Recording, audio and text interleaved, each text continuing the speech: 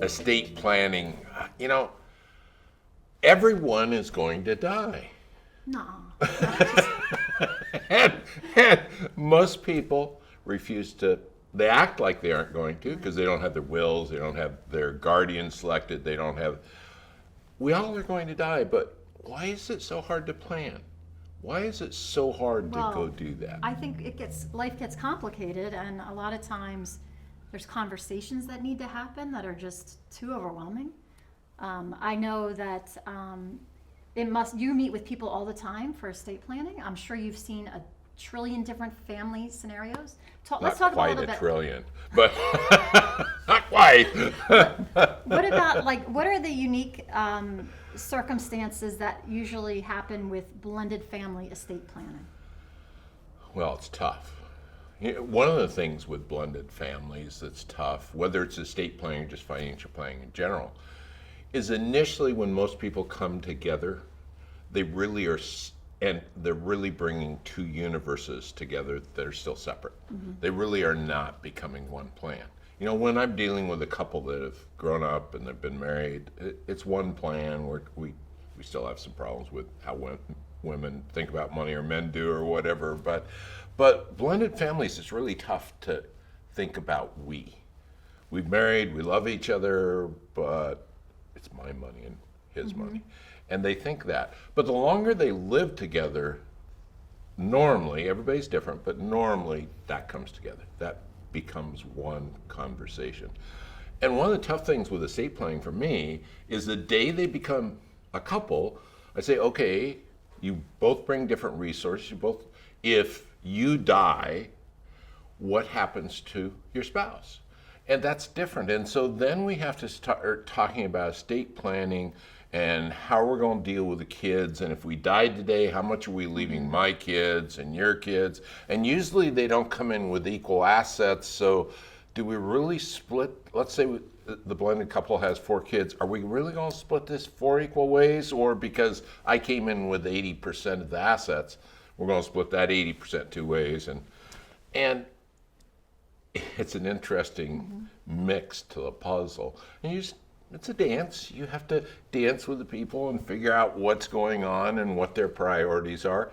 And if you die without a will, state of Oregon anyhow, every state's different, definitely dying without a will and having stepkids is a nightmare because the surviving spouse will not like because every state has a will for you if you don't have one.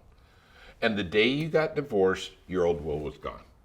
And when you get remarried, you need to do a new will, do estate planning, and think through those tough things. And it really is tough. I mean, those people don't want to talk about that because they think things that they don't even want to verbalize. Right. And so part of what my job is to do is to get them to have those conversations, get them comfortable enough that we can talk about things they don't want to. Now, is there things that you can put in place to protect assets? Because there's all different realms. There's blended families with young children, there's blended families with adult children, and then you might have grandpa or mom and dad, and that they remarry and they're 75.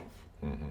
So, you know, if you don't have blended families, it's very common to say, I'm going to leave everything to you, and I trust that you love our kids and you're going to leave it to them. When you have blended families, then you want to do what I would call spendthrift trust planning or special planning that probably guarantees what the surviving spouse will have while they're alive, but the day they die, it guarantees where that money is going to go to.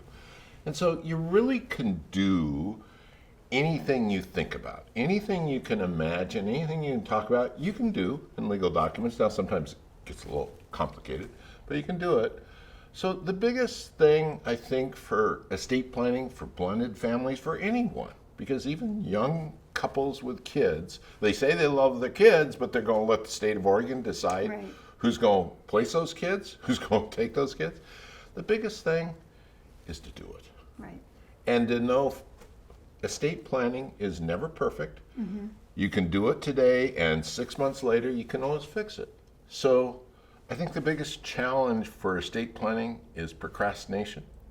The biggest benefit, the biggest to do is have the conversation. Sit down with a professional, have the conversation, and put something in writing. Is it easier to sit down with a professional, do you think, clients, when they come to you, a lot of times have they even talked about it amongst themselves, or is that really your job? And A lot of times when they get together, they've talked about it, and when it got tough, then they quit talking about it. So they never finished the conversation. They never. You're the they closer. They went and sat in opposite rooms. And the benefit of having me, I'm going to sleep fine at the end of the night, no matter what they say, and I can stay unemotional about what they're talking about. So I'm not going to get trapped, and I'm not going to get in an emotional trap to make bad decisions. So I can get either of them to have a conversation with me, and they tend not to get emotional with me, because something great. about spouses, what is it about spouses that make those conversations get so emotional? So the benefit of having that third party there is we are going to finish the conversation. rational. I can facilitate a conversation. They're just too tough on their own. Yeah. So Makes go sense. find that person. Go find a person that allows you to do your estate planning, because the worst thing you can do for your kids is nothing. So let's take action today.